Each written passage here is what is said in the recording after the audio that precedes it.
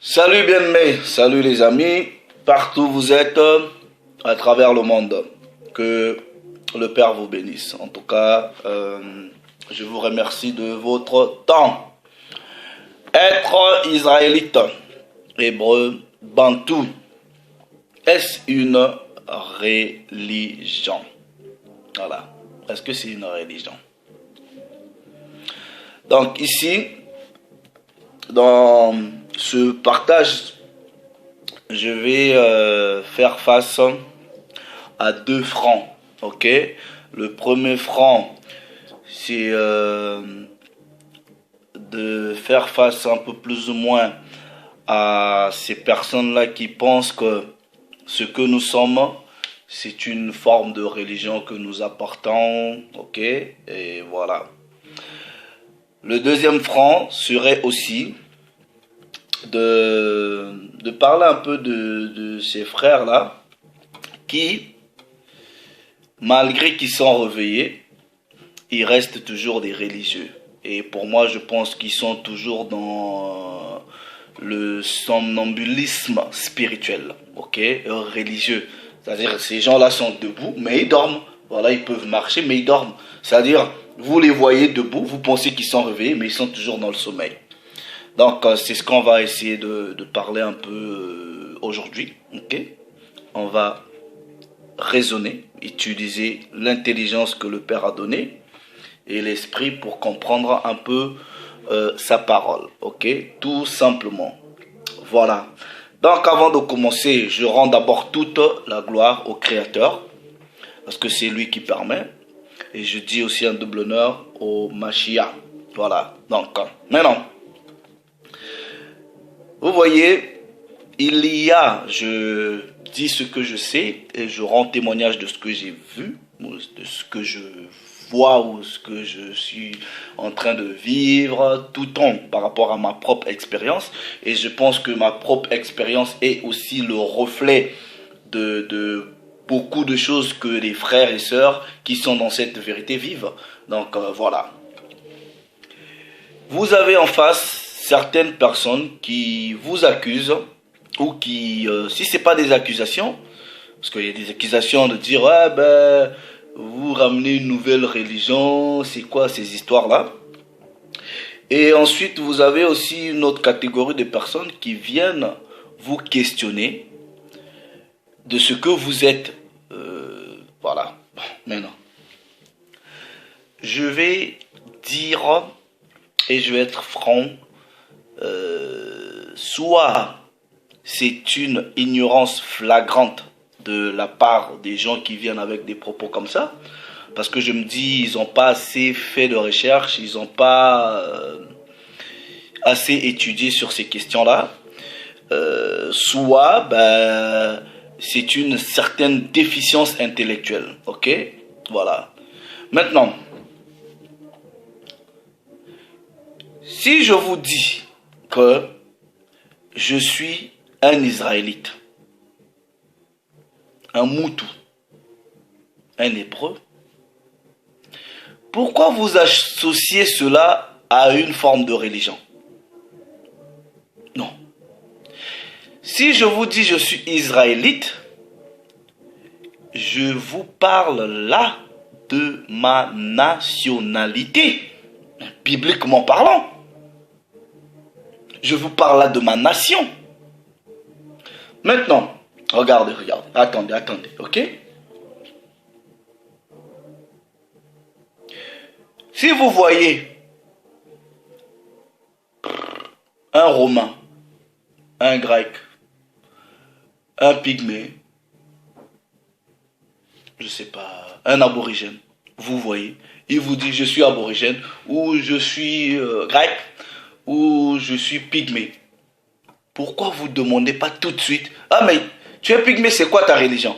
Pourquoi vous n'associez jamais les, on va dire les, bon, Pygmée encore, ça c'est le type d'homme, mais en termes de nationalité, quelqu'un qui vous dit il est romain, ou il est grec, ou pourquoi vous n'associez pas ça directement à la nationalité? C'est des nations. Je vous donne un exemple. Calmez-vous, ok? Nous allons aller dans la table des nations, ok? Juste après le déluge, dans la table des nations, ok? Je vais vous prendre juste un exemple.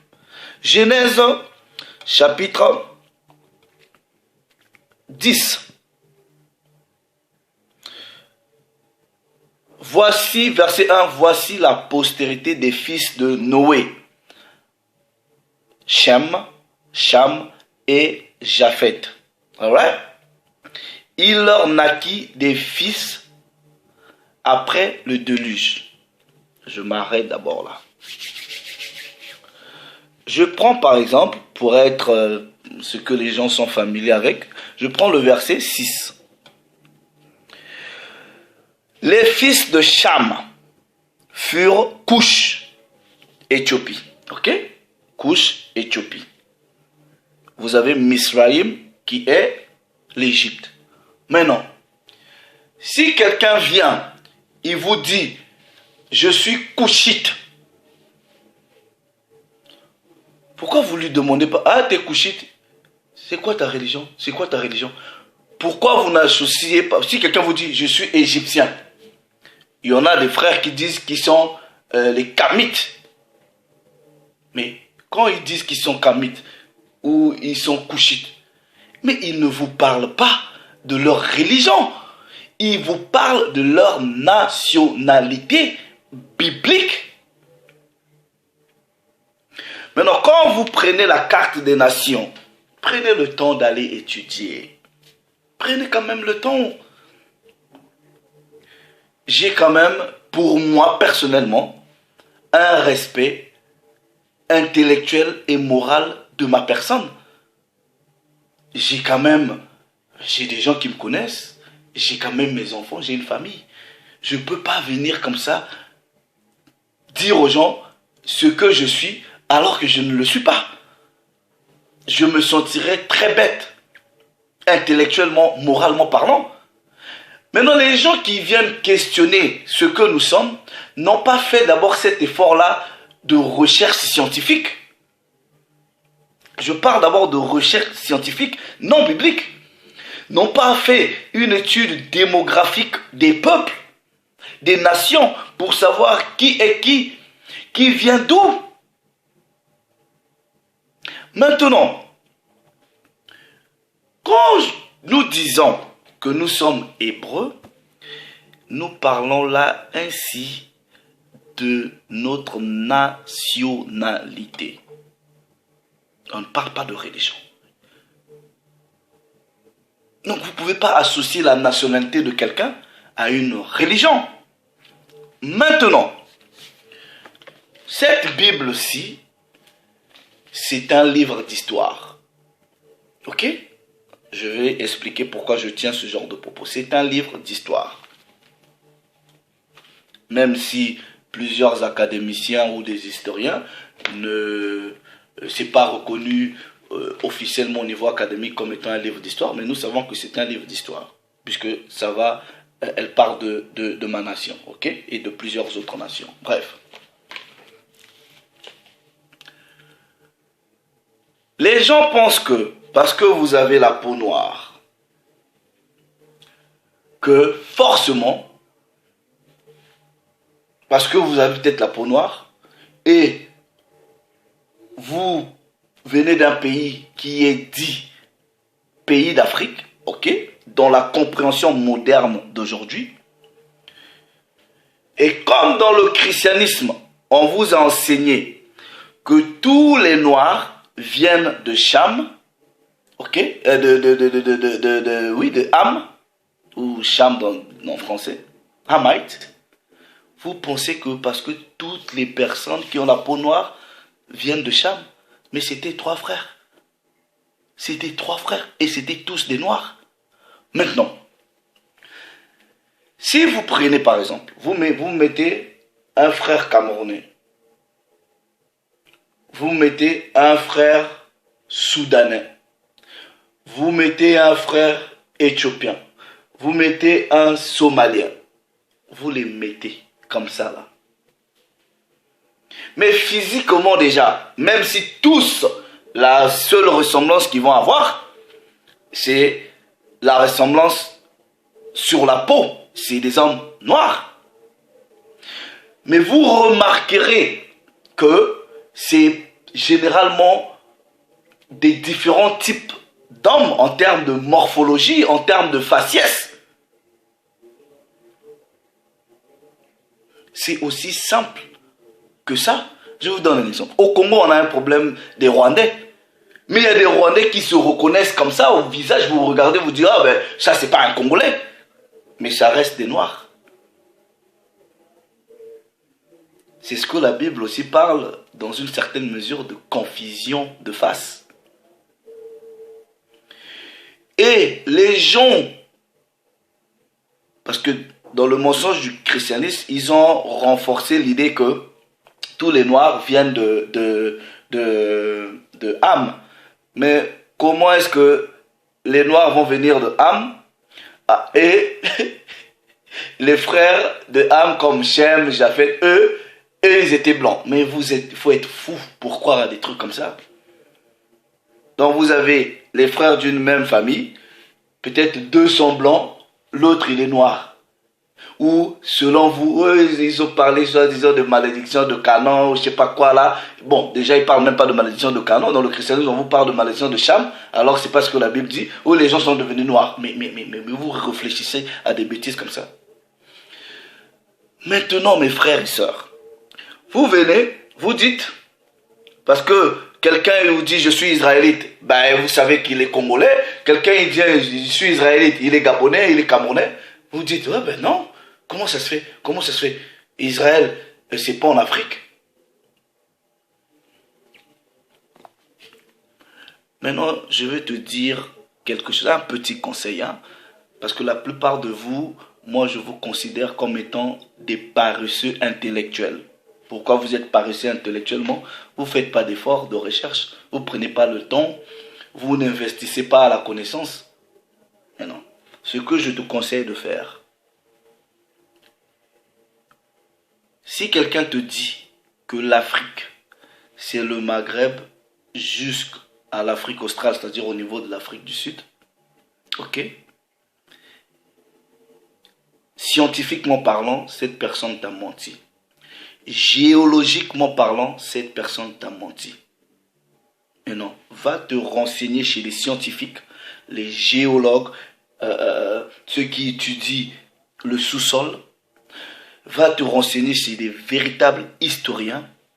Ils te diront, ok, qu'est-ce qui était dans l'histoire considéré comme étant le continent africain. J'ai même pas aussi envie de parler du continent et après la déflagration de continents. Je ne parle même pas de ça. Considérons les choses après même la déflagration des continents. Mais l'Afrique que vous avez aujourd'hui, dans la vérité, va au-delà des frontières même dites africaines, va au-delà même du Moyen-Orient. Si vous ne savez pas,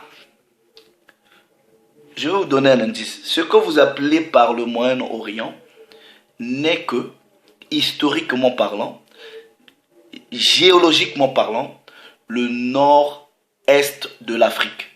Ok? Le Moyen-Orient, j'avais déjà expliqué que le terme Moyen-Orient, c'est pas un terme historique, c'est même pas un terme géographique, c'est un terme géopolitique. Ok? C'est des termes géopolitiques qu'on a créés pour bien renforcer l'usurpation, pour faire de l'inclusion. Parce que s'il y a Moyen-Orient, si ça répondait à des critères scientifiques, vous devrez avoir Moyen-Occident, vous devrez avoir Moyen-Septentrion. Donc, bref, j'avais déjà expliqué ces sujets. Donc, quand vous vous approchez chez un scientifique avéré, il va vous dire scientifiquement qu'est-ce qui est considéré comme étant le continent africain. Je vous dis, ça va au-delà. Ça va au-delà même du Moyen-Orient. Ce qui fait que ce que nous appelons Moyen-Orient ici, là, aujourd'hui dans cette réalité, c'est le nord-est de l'Afrique. Ça reste l'Afrique. Mais non, quand nous disons que nous sommes Israélites, nous parlons par rapport au patriarche duquel nous venons. Nous sommes une nation, nous ne parlons que de notre nation. Maintenant, dans Genèse chapitre 10, il y a plusieurs nations. Il y a plusieurs nations. Et parmi ces nations-là, Dieu maintenant va choisir une nation. Et c'est la nation de laquelle nous venons. Regardez, regardez. Ce ne sont pas mes propos. Nous allons lire, ok? Deutéronome chapitre 6. Deutéronome chapitre 6. Non, Deutéronome chapitre 7 plutôt, je pense. Voilà. Chapitre 7, verset 6. Regardez. Car, en parlant d'Israël, verset 2 19, 10, car tu es un peuple saint. Le Père nous a trouvés saints, nous qui venons d'Abraham, Abraham Hébert, faites la recherche, vous verrez, c'est bien écrit, ok? Car tu es un peuple saint pour l'Éternel, ton Dieu. L'Éternel, ton Dieu, t'a choisi, donc pour faire un choix, il faut faire un choix au milieu de plusieurs choses. T'a choisi pour que tu fusses un peuple qui lui appartient entre tous les peuples qui sont sur la surface de la terre. Dieu a fait un choix. Il va encore plus tard confirmer ce choix. Nous allons dans Amos, ok,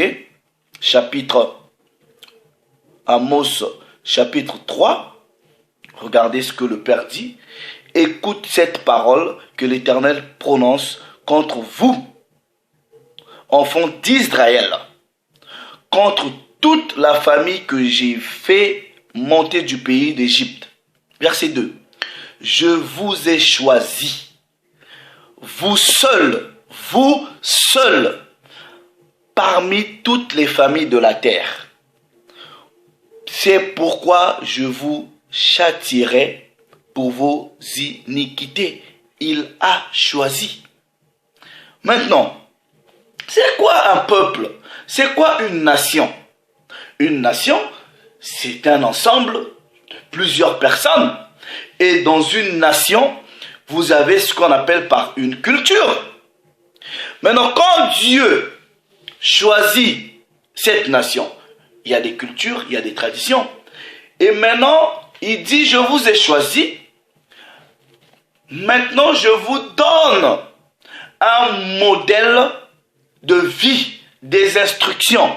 Il va maintenant donner des instructions dans la dimension peut-être culturelle, comment on doit s'habiller, comment on doit manger, donc les lois vestimentaires, les lois alimentaires, ce sont des instructions qui ont été données à ce peuple-là. C'est une façon de vivre, rien à voir avec religion.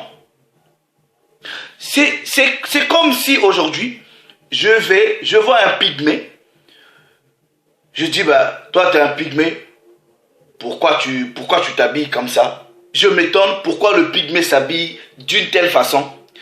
Pourquoi le pygmée mange tel aliment? Non. Mais est-ce que moi je m'étonnerais par exemple qu'un Écossais porte une jupe? Non. Ça fait partie de sa culture. C'est son problème. C'est son problème. Maintenant, dans la culture, le Père va nous donner des instructions sur, bon, ben, je vous ai choisi, voilà, maintenant, comme je suis le Créateur, écoute, dans ce qu'il y a à manger, ça vous toucherez, ça vous toucherez pas. Il y a des traditions, comment faire des choses, comment régler des problèmes, il y aura des divorces, voilà, il met des instructions pour régler les cas de divorce. Dans la dimension spirituelle, il établit des instructions. rien à voir avec religion. C'est juste un modèle de vie. Et regarde, il va le confirmer qu'il a donné des instructions. Ok, regardez.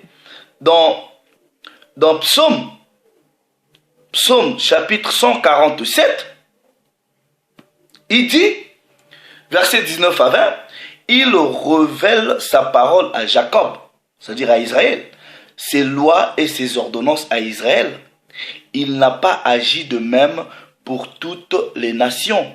Elles ne connaissent point ses ordonnances, sachant que dans Genèse chapitre 10, il y a eu plusieurs nations. Et parmi les nations de la terre, le Père a choisi une nation à laquelle il a donné ses instructions. Mais c'est aussi simple que ça. Donc quand je vous dis je suis israélite, je ne vous parle pas de religion. Oubliez ça. Bon, vous ne pouvez pas d'ailleurs oublier, parce que c'est le formatage que vous avez reçu de la culture moderne, du christianisme.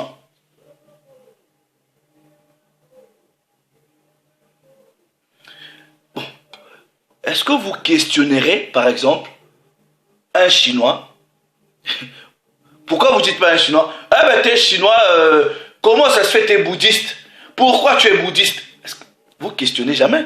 Pourquoi? Parce que vous rattachez ces croyances à sa culture. Un point, un trait.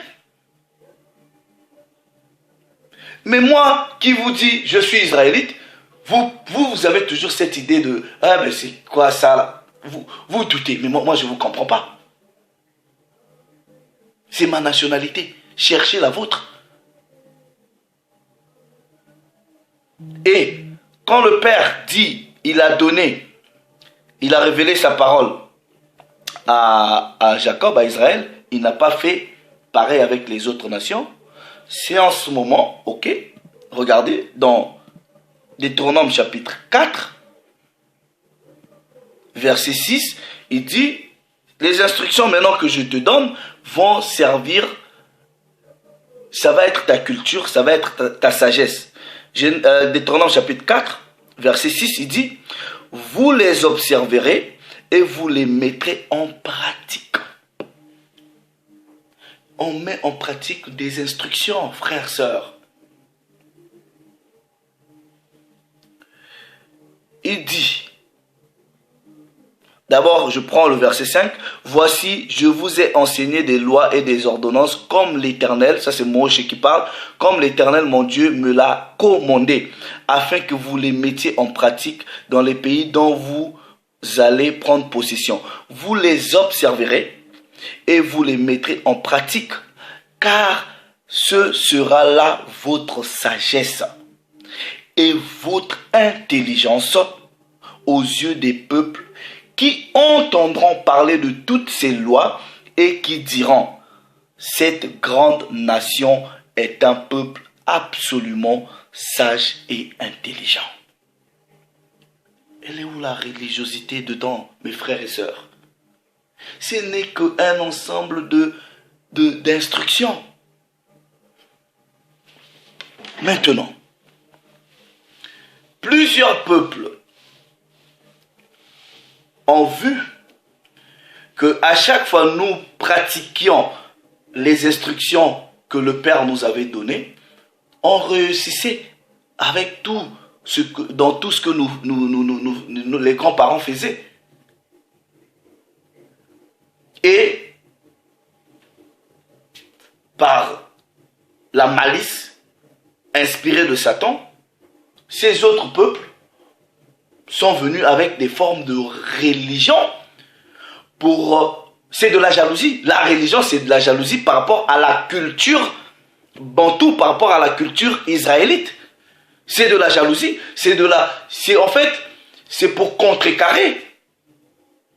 Donc, maintenant, on va faire quoi? On va prendre ce qui est de la culture bantou, de la tradition bantou israélite. On va changer. Et ce sont des inspirations sataniques. Ils ont tout changé. Ils ont créé ces formes de religion. Les histoires de christianisme. C'est de la tricherie. C'est aussi simple que ça. Donc quand je vous dis que je suis un moutou, un israélite, un hébreu, je ne vous présente là que ma nationalité.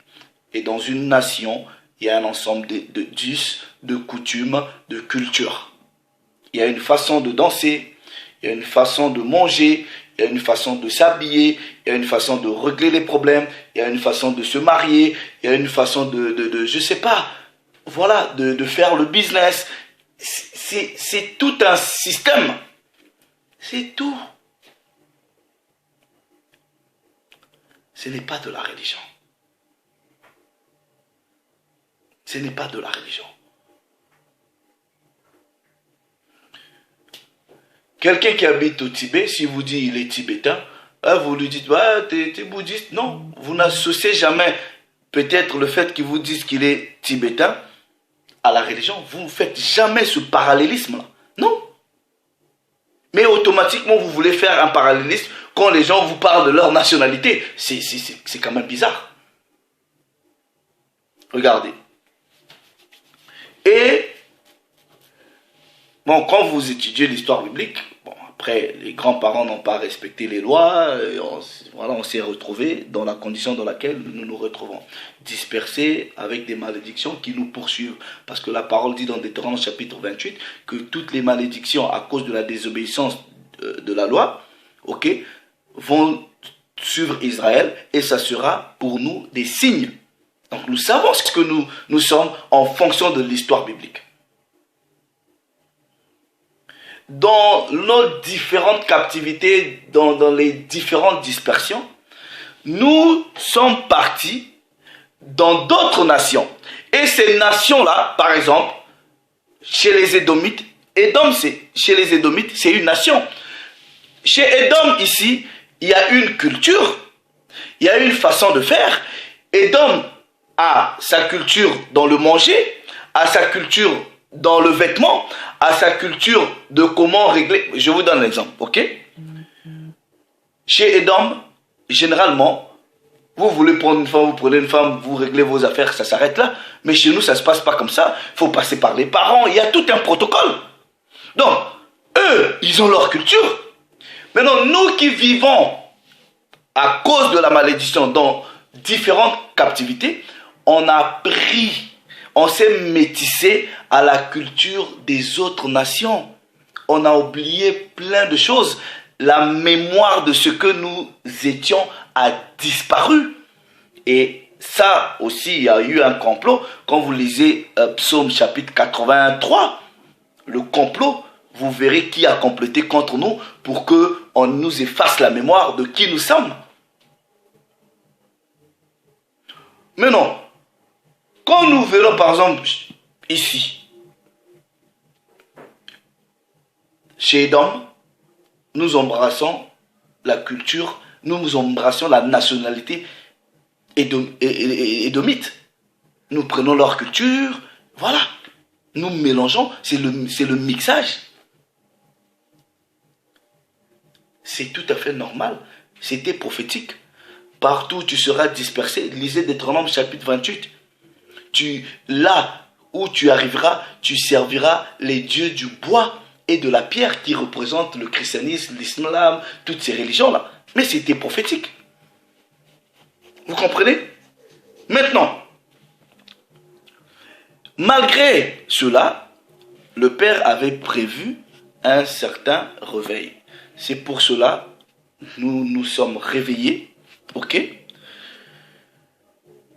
à la connaissance de cette mémoire-là perdue. Nous faisons cet effort de repartir à la maison. Maintenant, il y a certains de ses frères qui ont été réveillés, physiquement comme ça, mais spirituellement, ils sont toujours dans le sommeil. Pourquoi? Ils vous donnent l'impression que c'est des religieux. Observez-les. Ils vont dire, oui, on est des Bantous, on est des Israélites. Oui, mais vous sentez toujours cette emprise du christianisme, cette emprise religieuse, cette emprise Vous sentez, donc pour moi, ces gens-là n'ont rien fait. C'est comme on dit, je sais pas, vous déshabillez Pierre pour habiller Paul. Non. Donc, si je dis, par exemple, à ma fille, eh ben, tu sais quoi? Tes grands-parents, Dieu leur avait dit, il y a des choses qu'on doit manger, qu'on ne doit pas manger. Regarde, quand tu vas à l'école, on te donne le porc, tu ne manges pas. Je vais aller leur parler en disant, non, nous, on ne mange pas ça. C'est une question culturelle. C'est d'abord culturel avant tout. Et rien dans la dimension spirituelle. Ah, tu sais, tu es une femme, il y a des vêtements que tu dois porter pour des femmes. Ah, tu sais que tu es un homme, c'est culturel. Si chez Edom, un Écossais porte une jupe, c'est son problème. C'est dans sa culture.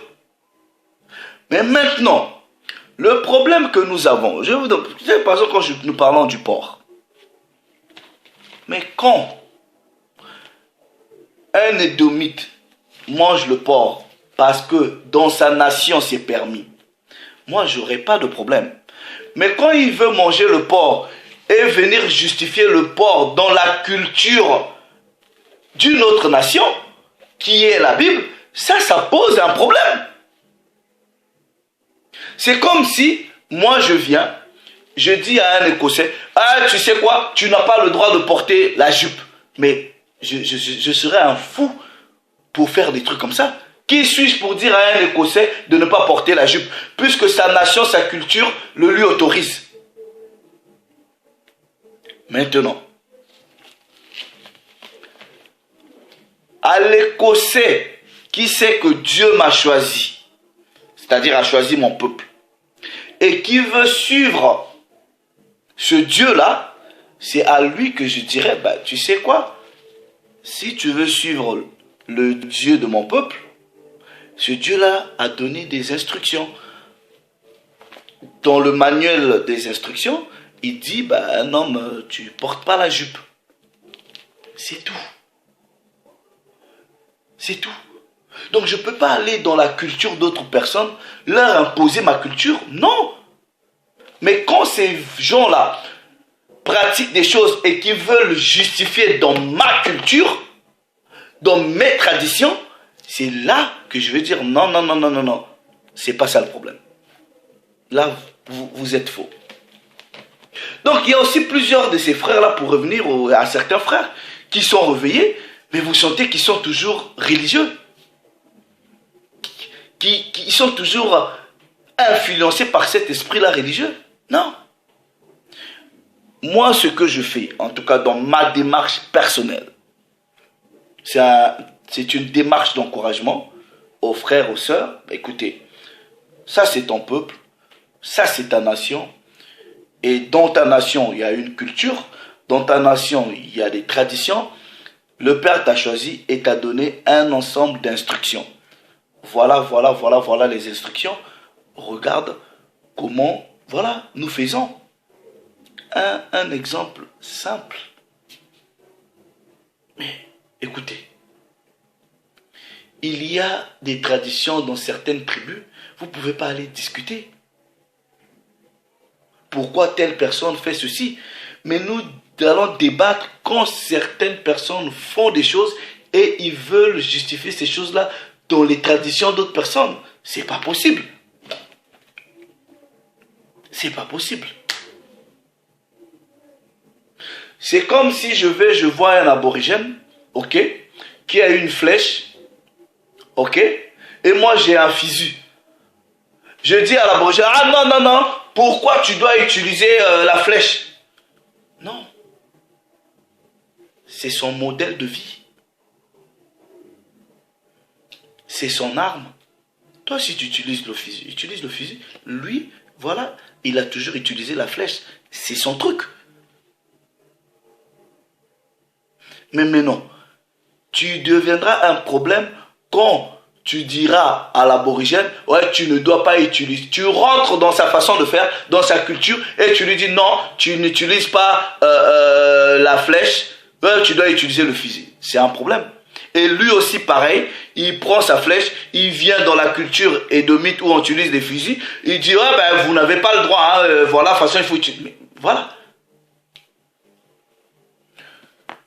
Quand chacun gardera sa culture, les instructions, il n'y aura pas de problème. Mais quand il y en a qui viendront empiéter dans la culture d'autres personnes, c'est là qu'il y aura le problème.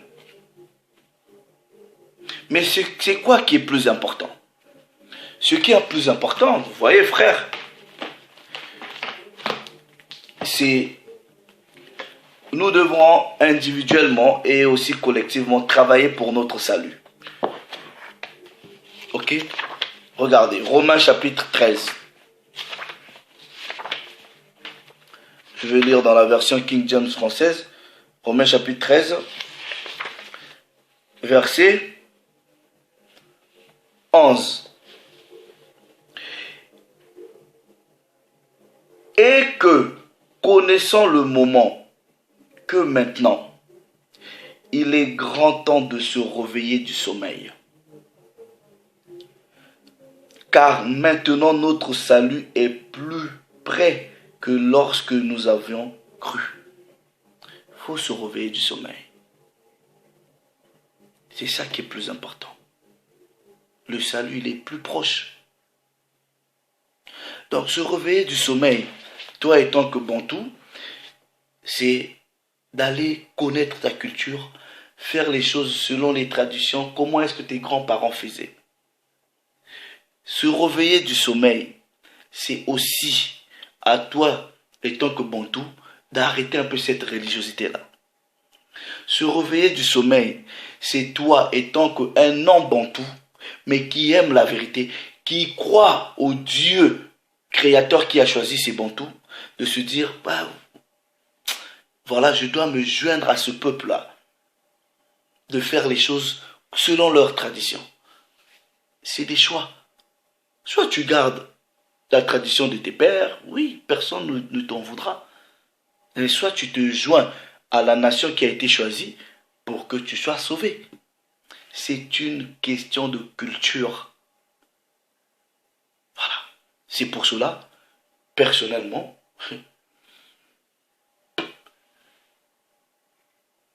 je ne suis pas chrétien et voilà.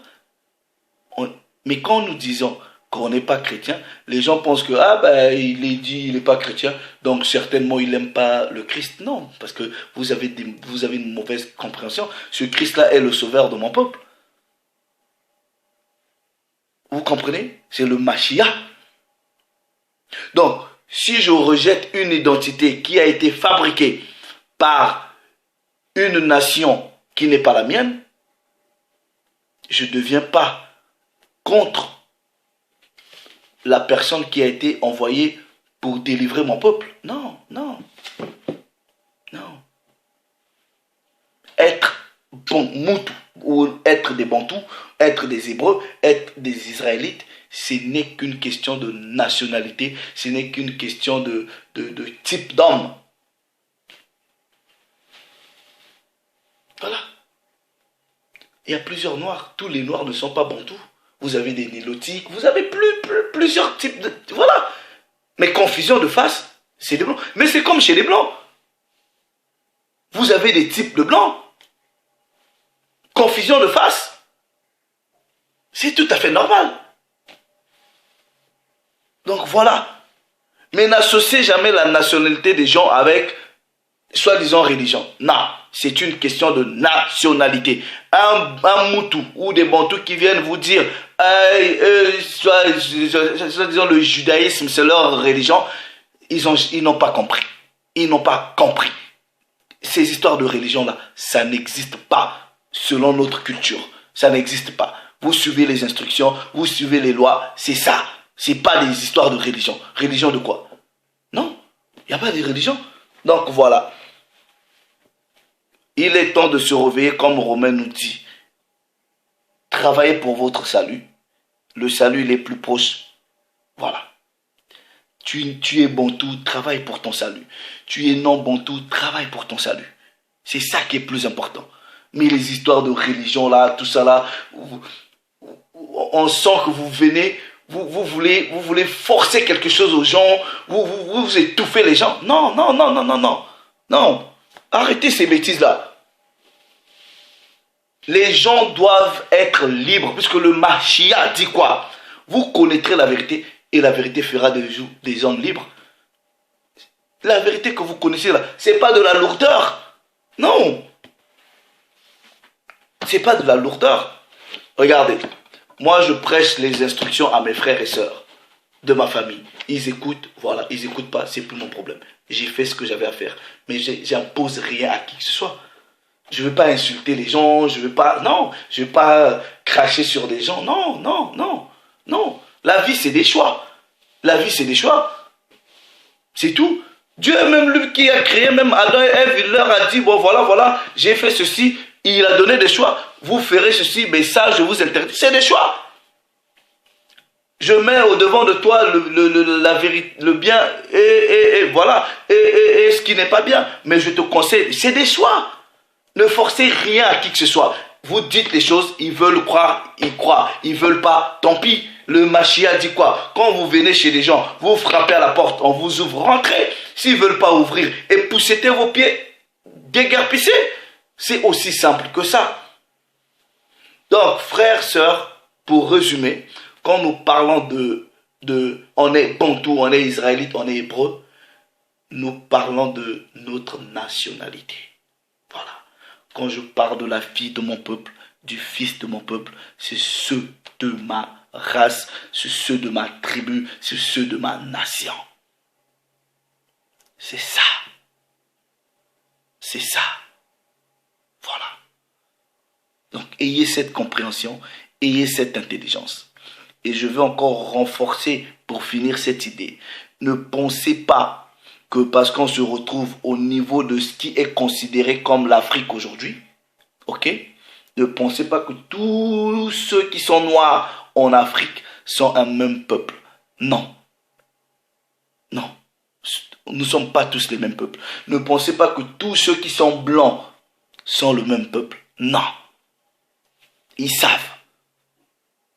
Voilà. C'est aussi simple que ça. Et d'ailleurs, quand vous regardez moi étant que noir, et les frères qui sont même des noirs en Asie, en Australie, est-ce qu'on est pareil? Vous sentez que c'est différents types d'hommes. Donc, même les biologistes ou je sais pas, ceux qui étudient bien les morphologies, peuvent vous dire ces choses-là. C'est aussi simple que ça. Donc vous devrez faire une démarche à la fois intellectuelle de recherche culturelle, de recherche historique, de recherche biblique, et aussi prier pour que Dieu vous donne l'intelligence aussi spirituelle de comprendre beaucoup de choses. Voilà, j'en ai terminé. Travaillez pour votre salut, ok?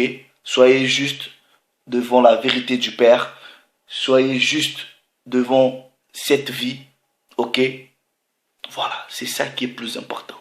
C'est pour cela qu'on dit dans Ecclésiaste, d'ailleurs, je vais lire Ecclésiaste chapitre 12, du dernier verset, verset 13 à 14, voici la fin du discours. Crains Dieu et observe ses commandements.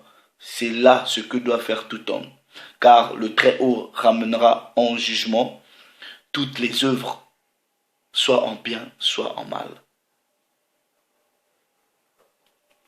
Soyez bénis partout où vous êtes. Je vous dis un grand shalom. Ok, passez une bonne journée. Que la paix du Très-Haut soit sur vous. Nous reviendrons toujours pour l'édification des frères et sœurs, ceux de ma race, ceux qui ne sont pas de ma race, ceux de ma nation, ceux qui ne sont pas de ma nation. Parce que le Père est en train de faire quelque chose. Nous donne tous une opportunité pour que tous nous soyons sauvés. Donc voilà, allez, salut les amis.